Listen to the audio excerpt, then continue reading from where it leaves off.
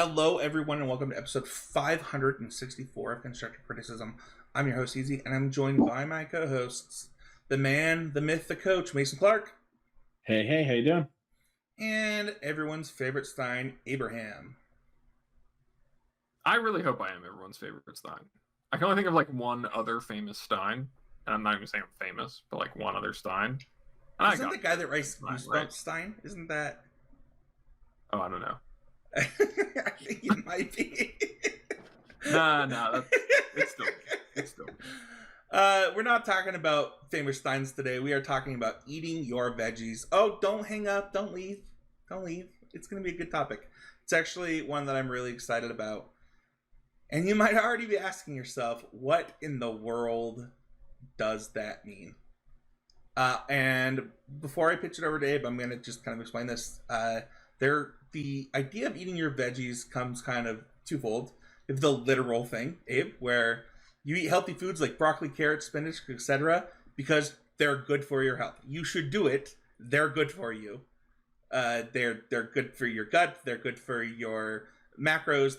There's not a lot. In fact, a lot of people, for those who don't know, that do macro dieting don't actually include veggies in their carbs. They're like, they're so good for you, I don't even need to include them. And that still works out. Then there's the figurative sense, which is to do something good for you, even if you don't enjoy it, similar to eating your vegetables. And that is kind of the topic today. Abe, why don't you take it away? Yeah, I couldn't have said it better myself. As an avid childhood vegetable disliker and adult vegetable tolerator, it's really important to understand, and I think when it comes to anything, one of the things about growing up is figuring out how do I get myself to do these things that are good for me and that I need to do. And when it comes to magic, it's no different. There are tons of things that I know are not the most fun thing and are not the thing I enjoy the most about magic that are still definitely one of the better things for me to improve as a Magic player and to be prepared for tournaments where I want to do well. And it's just important that we still do them, right? If you don't, then you're losing out on those gains. You're losing out on that magic nutrition from those vegetables. And so this week we're going to be diving into, what that means for us, how we eat our vegetables and what some of those are. And so I guess the first question is, how do I know what my veggies are, right? What are my magic vegetables? And I think the easiest answer to this question, if you're asking yourself, is what is the thing that I know I should do? Everyone tells me I should do. I hear players talk about doing all the time, and I never want to do it. It's like always the bottom of my list. I always find myself finding an excuse to not do it.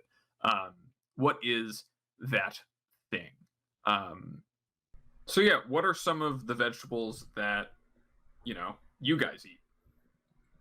I think that one of the ones that I had struggled with for a while that I talk about in coaching is like going back to fundamentals.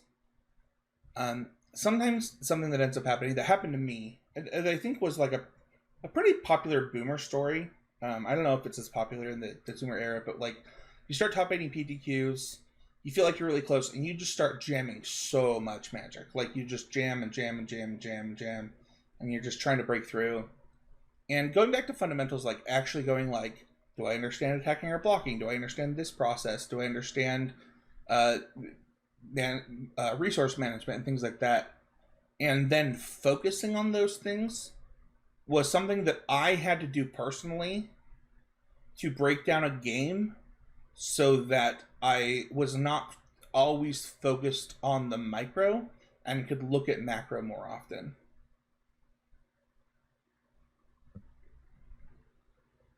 Yeah, that's a really good one. I mean, that's such an important part of it. It kind of ties into one that I think about when it comes to like watching your replays and thinking back about that. Like, I think VOD review and thinking back on your games is such a huge part and kind of plays a part in the like looking not only at the fundamentals, but where am I lacking after you go back and you start thinking about them, right? Like you need to have that kind of self-awareness. And I think a lot of players also get really, I don't want to say like frustrated by the idea of VOD reviewing, but it's like not fancy. It's like, yeah, I know it'd be helpful, but I don't know, I don't know.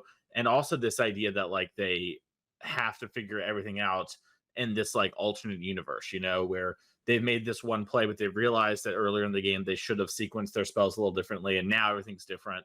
And you know, this is a spot where it's just like, yeah, you don't have to review every single part of it. If things have gone off the rails and you've got a couple of learnings, you can have those and move forward. And I think that's a one that, you know, everyone kind of has to realize, and a lot of people struggle to kind of take that first bite on. Yeah, this is one that I have started to do pretty recently more often. Shout out to our sponsor, UntappedGG. If you've seen, I've posted screenshots in our Discord from that. Rather than taking screenshots in game, I'm starting as often as I can to post them from the replays to force myself to watch them. That's a premium feature that's in beta for them, so they'd love feedback, things like that. So use our link in the show notes. But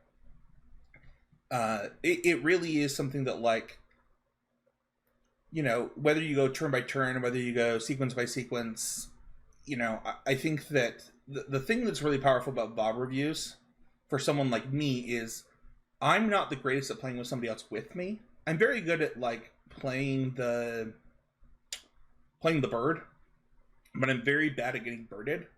And VOD reviews let me get birded really without, like, I don't know, without barrier. So I really appreciate that as something that I can do with my teammates or with my friends or with a coach. So it's really BYOB. Yeah, be your own bird. Be your own bird. That I like that one. Abe. So I think I'm probably a bit different from you guys, and I think I'm different than a lot of Magic players in this. But like, maybe not a lot, but definitely most. I think that the hardest thing for me is usually like actually getting myself to just play the matches after I have like a set of ideas. Like actually going in and being like, okay, I've theory crafted a deck list. I have an idea of how it's going to work, or I have like a concept or a spin on what's actually like a stock deck. I have an innovation I think might work. Now let me go and like play 10 to 15 matches to make sure that it works. Or like, oh, I'm playing a deck that I haven't played in a bit. Let me de-rust and actually play those games and sit down and like focus and play them like I'm playing a tournament for however long that takes. Like that's one that you think playing Magic is fun, right? Like it's the game. It's the fun part.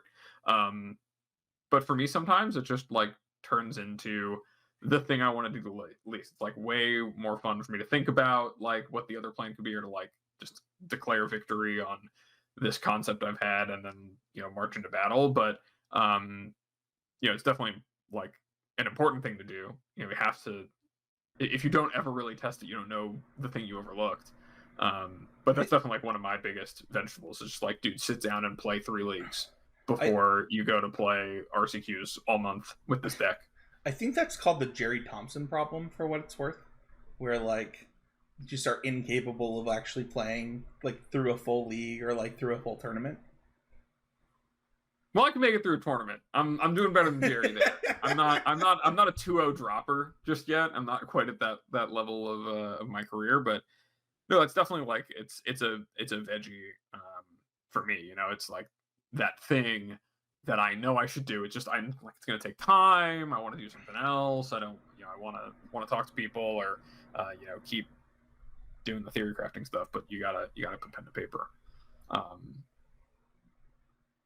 It's funny because I think about one that not only I have mentioned, but Abe, you've mentioned about me multiple times on the show, is like that time I streamed learning aggro decks, where I was like, no, this is ridiculous. Like, Mono Red's the best deck, and I have no idea how to play it, and I'm losing way too much with it, and blah, blah, blah, blah, blah.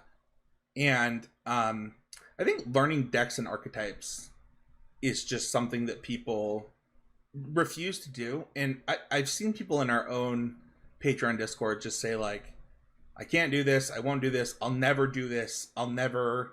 Like, the word never is used a lot. Like, if you if you had an alien invasion and you were the one picked to do this, you would have never learned this deck. Like, come on. Like, you have an alien invasion, you have to play for your life, and you never learned how to play a combo deck. And it was sometime, I think it was last year or the year before. It was in the last 2 years where I just started, whenever people were testing, to like play the villain decks.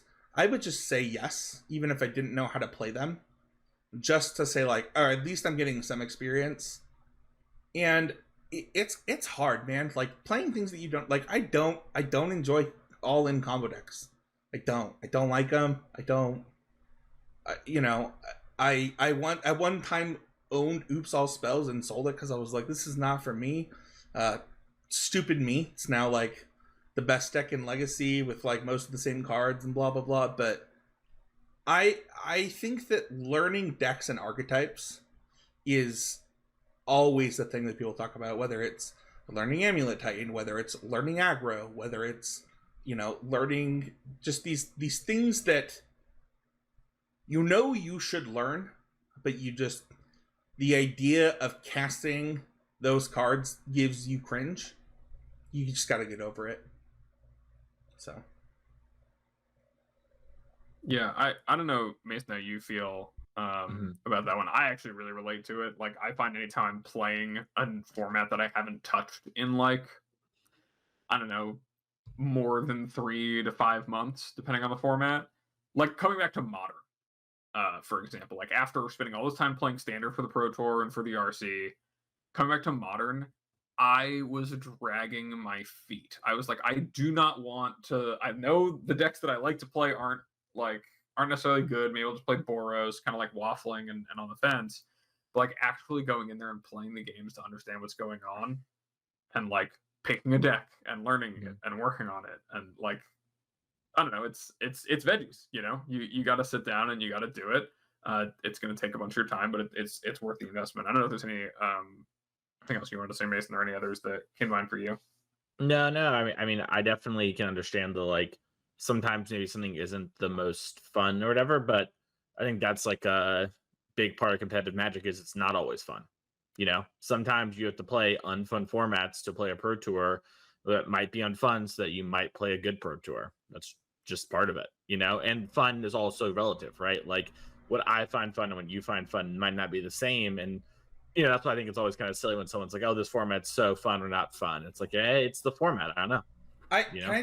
Can I just add on to that? Because I think that people know that I don't love Modern the most. And like, I went out of my way to play Modern RCQ this weekend that I didn't even know was happening. And somebody else, actually a patron of the show, his name is Patty B, showed up, has literally played Zero Modern in I don't know how many months. And like, literally was like talking about like, I should just do this more. If I'm going to be a competitive Magic player, I hate it, but like it's part of the ecosystem, right? And so I think what Mason said, if you're resonating like I skipped these seasons, like Spencer used to do, and you want to qualify, like that's a veggie right there. Like, guess what? You don't get to. If you want to like qualify for every Pro Tour, or qualify for every RC, you don't get to skip seasons. You just Yeah. You got to play Magic if you want to be on the Pro Tour. That's a funny part about it. I'll say just like kind of the last veggie for me, like memorizing, like in limited formats, like memorizing the combat tricks. Like I'm really trying to be good at a format, like going through and knowing every instant speed thing that could happen to me in combat, so I can know what to play around. Like, it's laborious, right? You got to go through, read the whole set, write them all down, get all the mana costs, and then commit them to memory. Same thing with like sideboard plans, things to play around in like instruct formats, what every deck plays. Like ideally you would know all those things, but it takes time to learn, and that's like kind of a big one for me. And I think those are some like good examples of what the vegetables are, and whatever your vegetables are as a listener. Like, it's just important to recognize that they are, so that you can then find a way to like work them into your routine, right? Like, how are you cleaning them off your plate? How are you getting them getting them in you so you're prepared. You know, how do you guys eat your vegetables? Like, how is it that you manage your time and build that into your routines? Um, like, I know I'm a do it first guy. Like, I'll just make a whole week of it where I'm like, this is my veggie week. I've got 3 tournaments coming up. Like, I'm playing 3 RSQs before the end of the season. That means that the only thing I'm doing magic wise is like I'm selecting a deck and I'm playing with it until I'm comfortable with it, and then I'm like focusing on that format. If that's the thing I don't want to do, doesn't matter. It's the only thing I'm allowing myself to do. And then when I'm done, I can play as much cube draft or whatever goofing off I want to do. But I gotta get through it first. That's such an like actual like human veggie strategy too. You're like, all right, if I eat my broccoli, I can get to my potatoes and steak kind of strategy, which is really funny. I think that for me, it comes down to like, I don't know. I'm a parent, right? So I got 2 kids, and sometimes it's about just putting everything else aside, right? Like, it's like, you know what? I think that the truth is that I love Magic the Gathering, and if I want to be the best podcast host that I could be, if I want to be the best coach that I can be, if I want to be the best teammate that I can be, if I want to qualify for RCs, which is, you know, my goal, I just have to put other things aside. And so for me, it's like, okay, what are we identifying that we are lacking in? And I think that part's maybe a different episode of like how to identify the things that we talked about. But when we talk about, I mean, Mason, you had a really good always improving, like, I don't know, I think it was a couple months ago, about how you just took the ideas that you had from Magic and applied them to League of Legends, where like you just were hyper focused. Mm-hmm. And I think that for me, you know, turning off music and telling my kids like, hey, I need this much time, has to be a part of it for me. And in order to get myself to do it, that has to happen. Because if I'm interrupted in the thing, I get really frustrated. Like, I get really upset. And so for me, it's like, okay, if we're going to focus on this fundamental, or if we're going to watch a replay, let's do it, and let's erase the noise. I don't know if that tells you how to force yourself to do it, right? Like, but to me, it's like, I guess it's kind of like what you said, Eb. It's like, I have to set aside the time, because I'm not, if I'm just gonna jump in and like do Magic stuff, I'm just gonna play Magic and read deck lists. Like, that's what I'm gonna do. Or I'm gonna like edit a deck list and try some new cards and like whatever. Like, that's what I'm gonna do. So I have to set aside time for it. So yeah, I mean, I think when it comes to like how do you get yourself to do it, it's important to remember it's not a marathon. It's like, it's not a sprint, it's a marathon. Like, it actually, like, it's something you're gonna have to work on over like a period of time. And you can, like, you know, do kind of what Abe said, especially I think if these are things you've maybe worked on in the past some, and kind of like come back to basics. But if this is something you're starting fresh with, it's gonna take you like many weeks, I think, to get used to, you know, working on VOD review and like doing that. And it's going to be frustrating. You're going to have a lot of times where you feel like, I don't know what I could have done, or what should I be looking for here. And had a coaching client actually bring that up yesterday. And, you know, I was telling them, I was like, hey, let's just do 1 a week then. You know, if you're feeling really frustrated when you're doing this by yourself, let's just force ourselves to do 1 a week. When you're done, you know, message me about it or whatever, and like, you know, hold ourselves accountable and let's do it. And that's kind of how I approach this. Now, when I was, you know, when I am doing it myself, I'm doing it a lot during that time, but I tried to maintain this over a long period of time, inch by inch, and get really good at the thing I'm trying to work on. Because I'm going to have to go back eventually. It's one of the great parts of Magic. You have to always be on top of these things. You'll start to slip. Everyone has to put in a ton of work always. But I really want to get these down to become habits and things that I'm doing for most of these things. And, you know, have that ingrained in me. Stuff like memorizing a sideboard, memorizing a combat trick. I'm going to have to do that every time. right? But when it comes to like playing high intensity or watching my replays, doing my fundamentals, that kind of stuff, I need to kind of always be pecking away at those things. Yeah, I'm also a big proponent. Like I love to like 2-for-1 tasks. Like I think Mason, it's actually something I heard you talk about for the first time when I was a listener of the show. Before I came on, I was just checking the backlog episodes.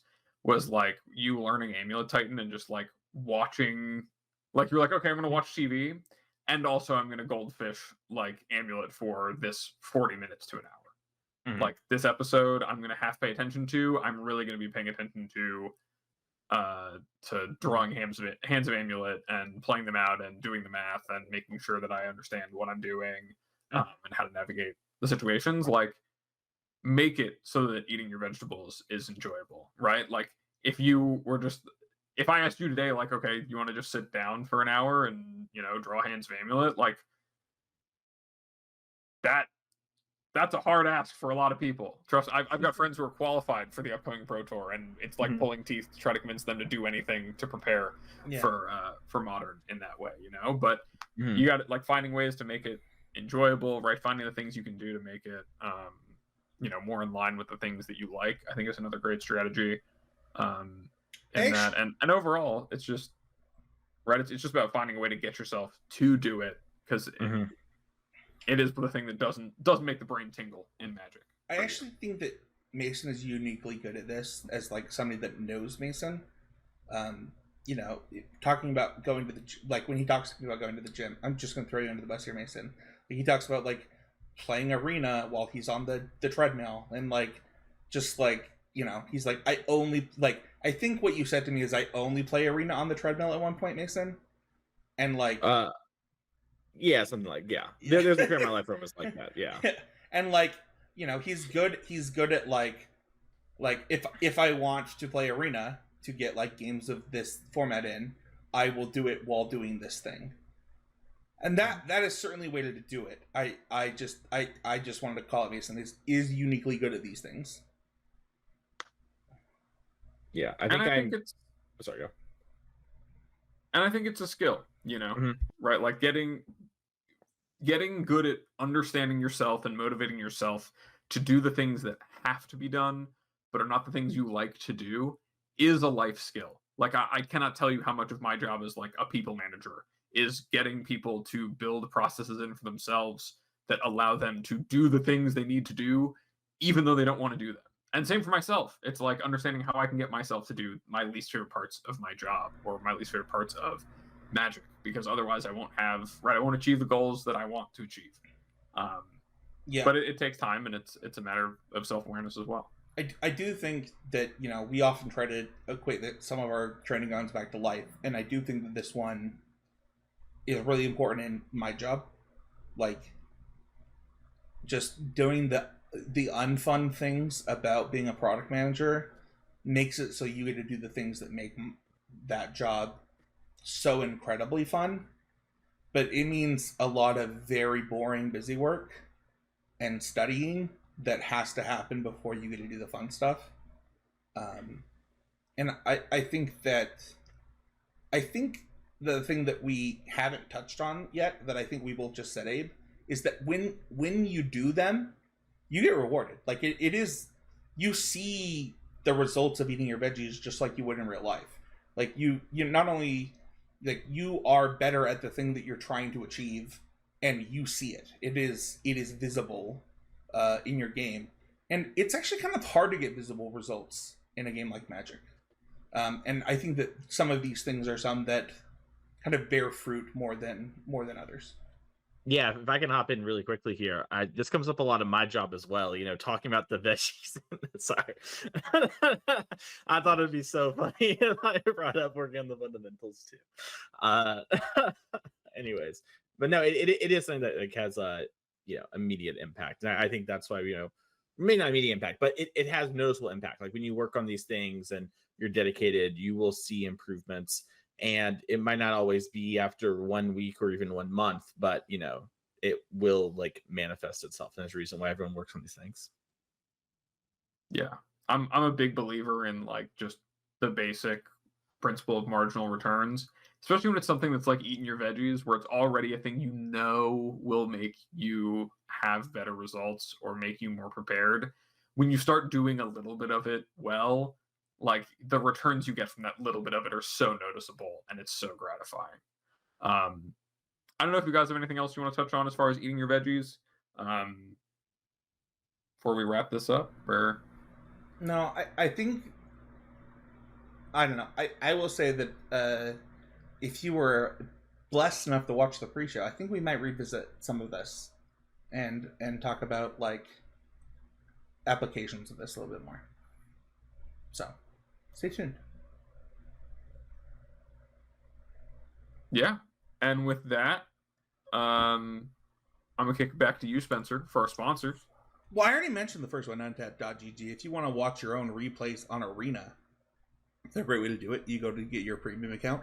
Also, if you just use the link in the show notes, we get a kickback every time. We really, really appreciate it. You can also go to Mana Traders. Use the code CCM25.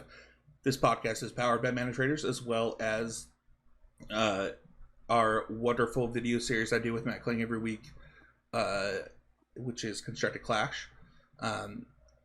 Mana Traders is pretty amazing. There's very little things that I would pay that much money for. And for a long time, I'm just gonna wax poetic for a second.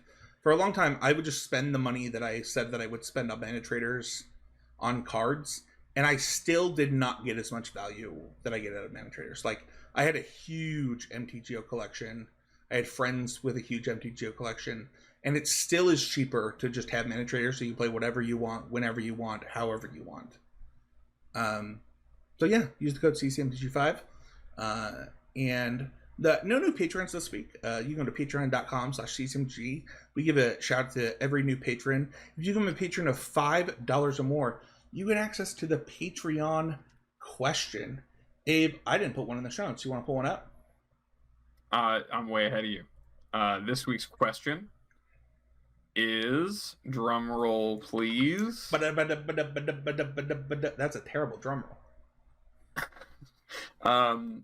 It comes anonymously, but it is, what is something you would change about the way events are run to make the game better? This is like our third anonymous question. Why are patrons doing this? Some people just don't want to put their name out there, you know. All Sometimes right, they have the $1 million question, and they don't want to, you know. It's like how winning the lottery ruins your life. They find out you have the $1 million question, they're just gonna hands out, up to you all the time. Okay, I guess continue. Something I would change about the way that events are run to make the game better. I will go first. Is it? Can we not answer what Mason and I already answered? Like, we have to ignore, like, play draw should just be in the app, right? Like, that one. Yeah, this is a separate question from the play draw question. Yeah, I think this is just about the general structure of events. My answer is that I think that all events should require a judge. I think they should bring back an easily accessible, at least like rules advisor-esque position. Like, there's a test you need to pass for involving basic tournament procedures. Could be administered online. That makes you into someone who's qualified to run the whole tournament. But I think that having judges or some sort of standardized tournament organizer, an expectation of that, just makes the events better. I want to just jump on this because when RCQs came, I was a big fan that they didn't require judges. I was like, most viable stores have somebody that knows the rules. They can look up the rules as things go on. And it was very clear after the first season that I was wrong. That stores are not capable of doing this themselves, and that there does need to be someone capable of that. So I like that one, Abe. Mason? You go first, Spencer. If I could change one thing, man, this is hard. My first thought was like, I wonder if it would be better if all events were open or closed deck lists, like, so there's not like a difference. but I don't want to require deck lists for every event, so I don't think that that's a good answer. I think that it just depends, because, like, to me, some events are different, right? Like, a store championship is different than a RCQ, that's different from an RC, that's different from than a Pro Tour.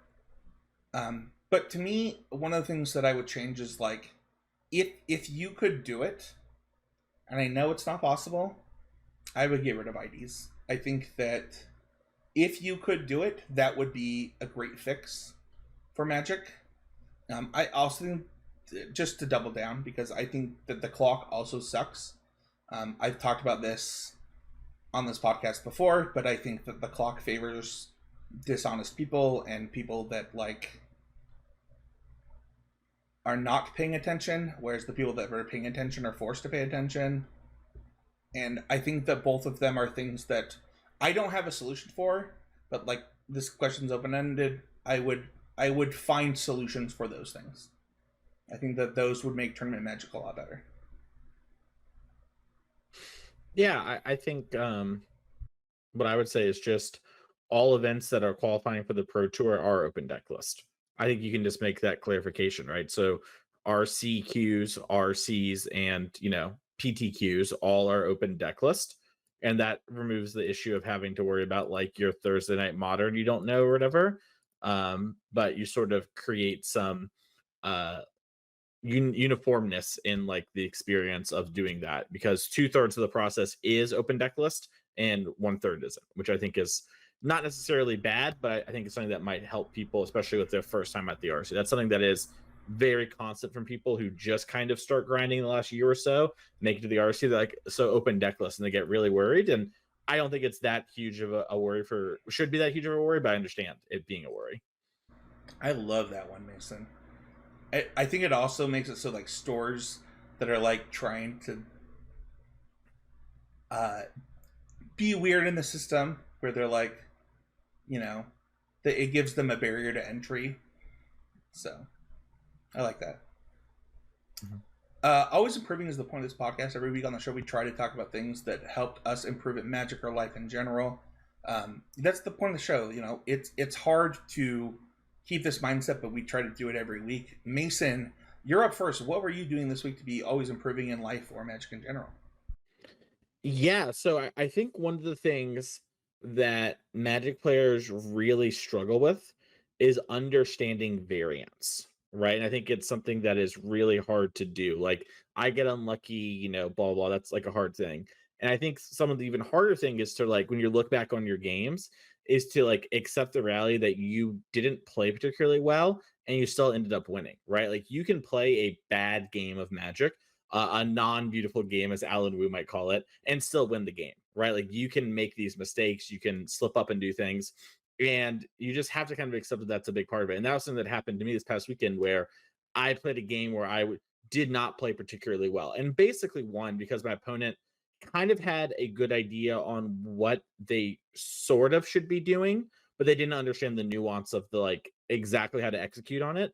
And had that person just been able to, like, if we had chit chat about before the match, or somehow could have, like, experienced it before, they very easily would have won that game. But I basically only won because they misunderstood, like, kind of the moment and when to cast their spell. It's part of Magic, but I think I played that game so poorly, and I could have played it so much better, and that not been an issue, right? I didn't need to put myself in a position where my opponent had to make this kind of mistake that I don't expect her to ever make again, right?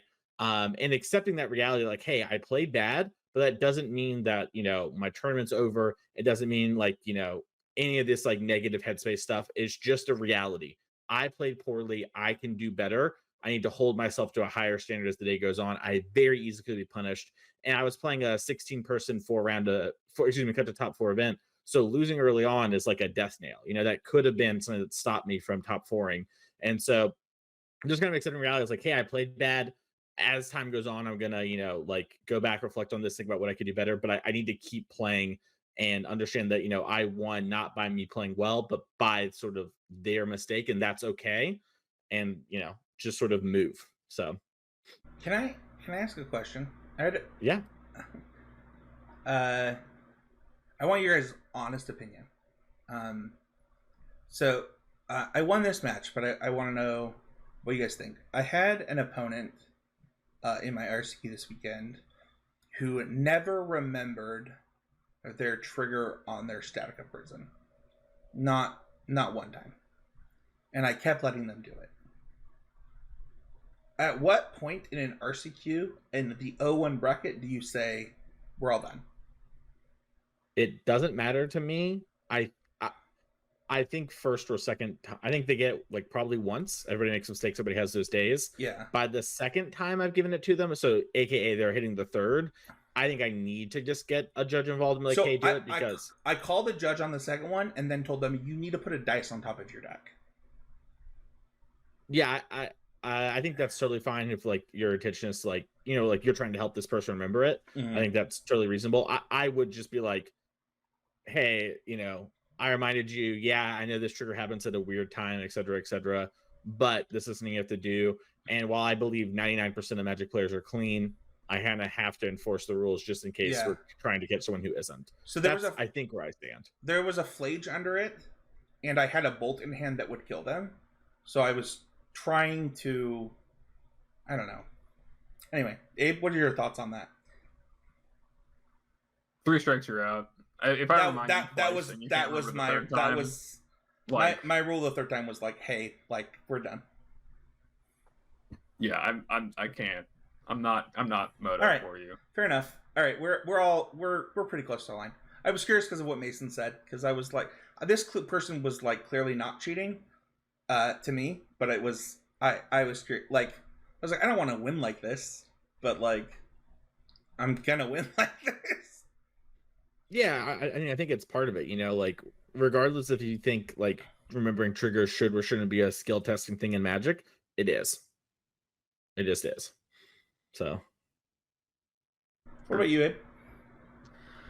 Yeah, my always improving moment this week is actually a culmination of like 2 weeks of work. I was really excited to talk about this on the show last week, but then I like basically collapsed when I got home from work.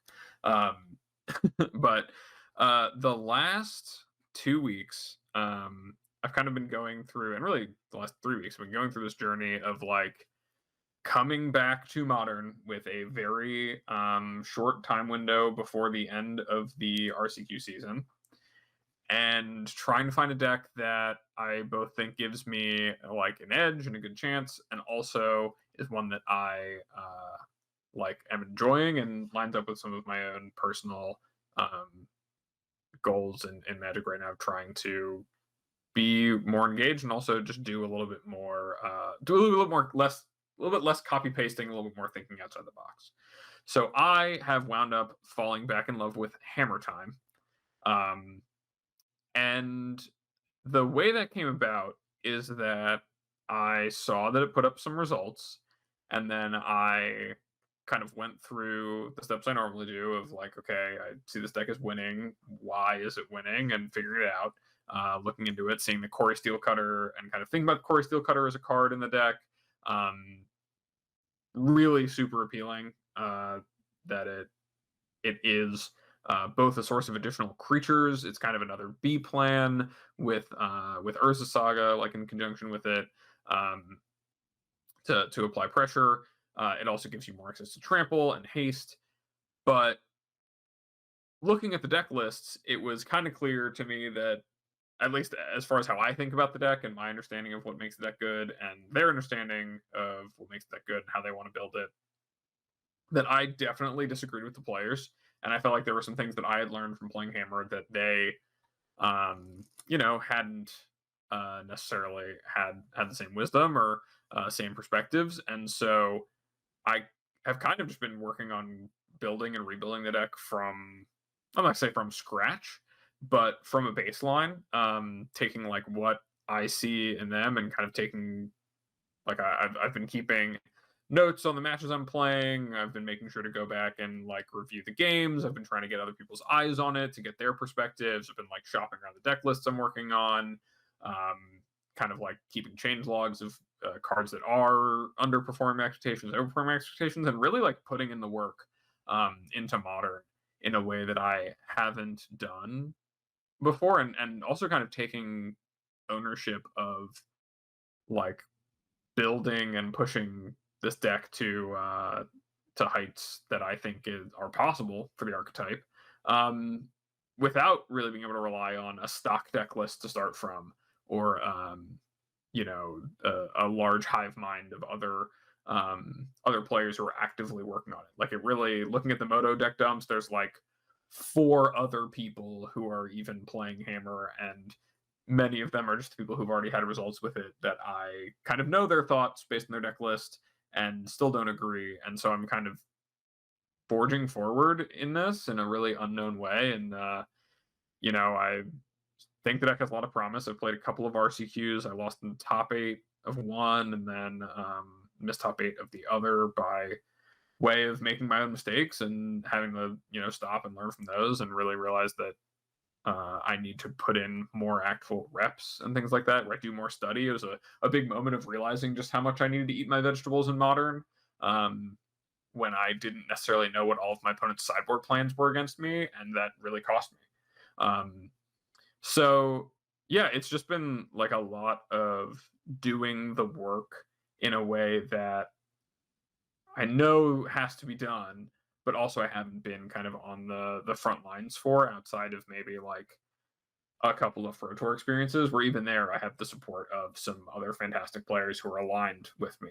But really, like, kind of soloing it and figuring out what's different and what's the same, and what plans work, and trying to troubleshoot for the format factors that are difficult for me, and what kinds of decks and archetypes and how I'm building my sideboard to like figure out all of that. Doing that on my own has been such a learning experience, and I don't know, like, I'm having such a great time doing it that even if I don't want to qualifying for this RC and I stay at the bottom of the, kind of having tumbled all the way from Pro Tour qualified to not RC qualified, I'm going to be really happy with this Modern season, honestly, because I was able to have this, and I'm probably going to continue to even just work on the deck through the Pro Tour, because I think it has such potential.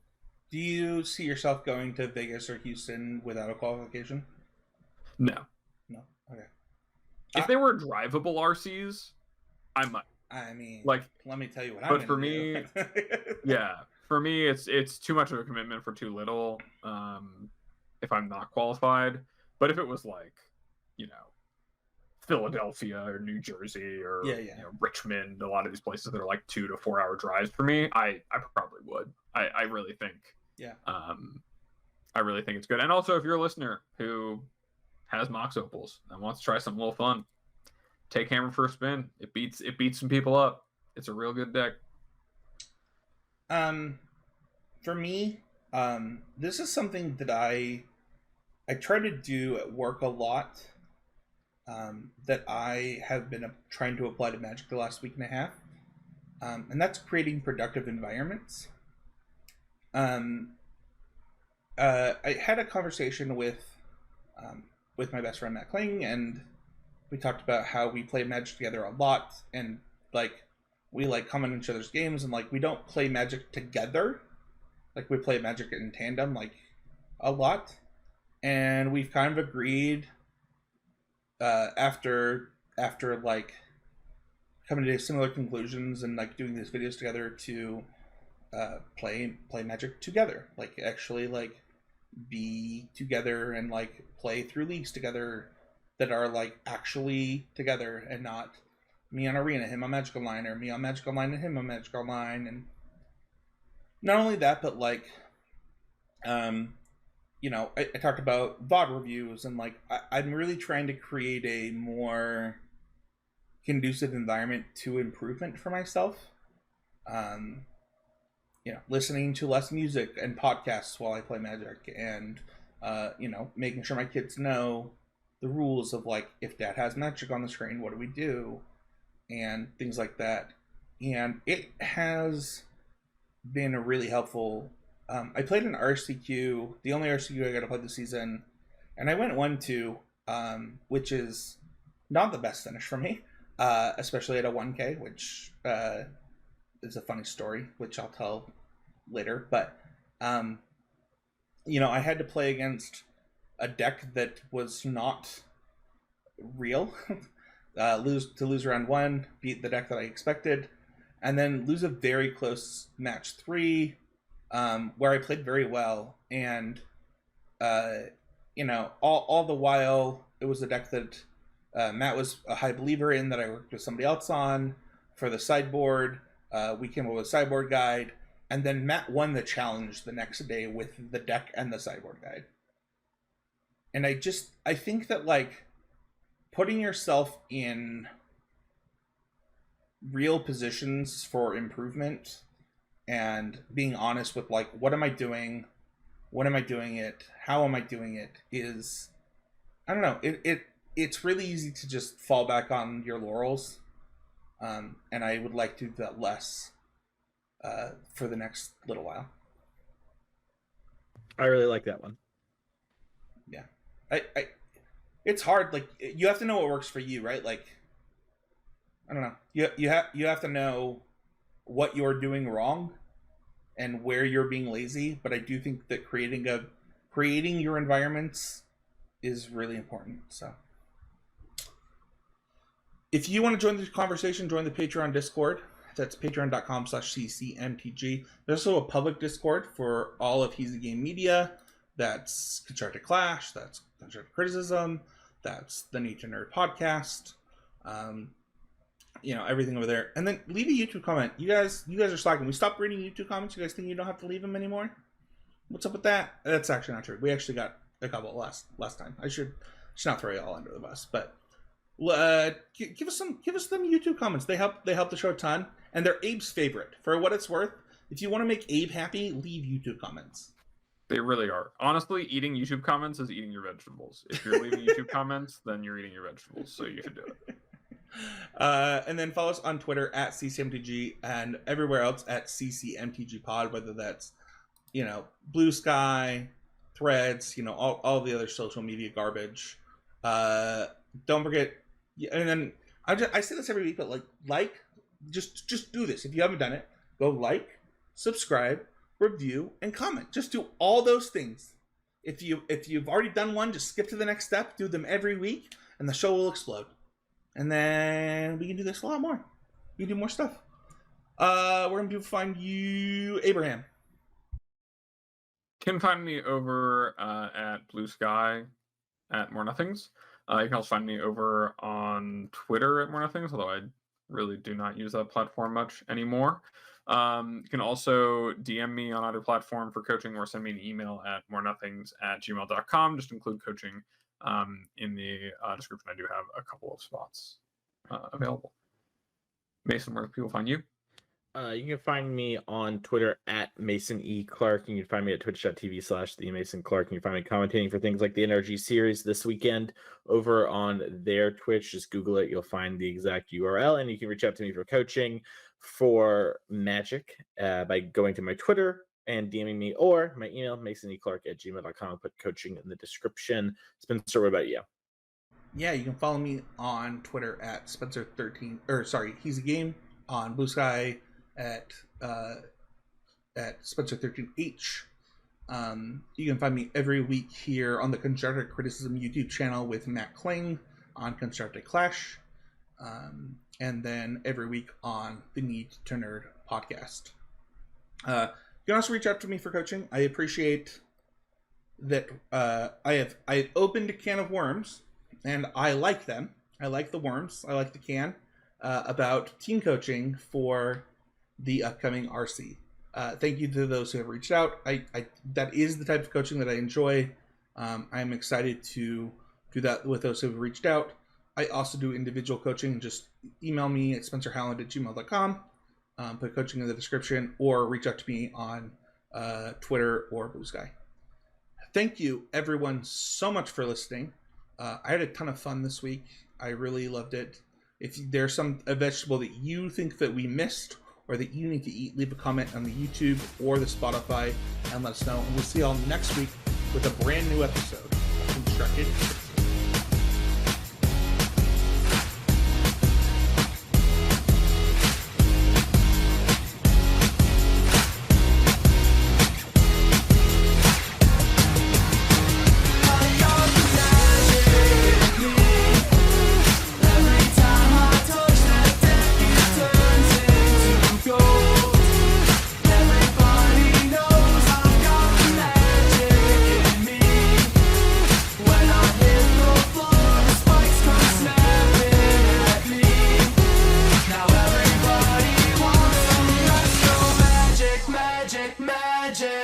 Magic, magic, magic.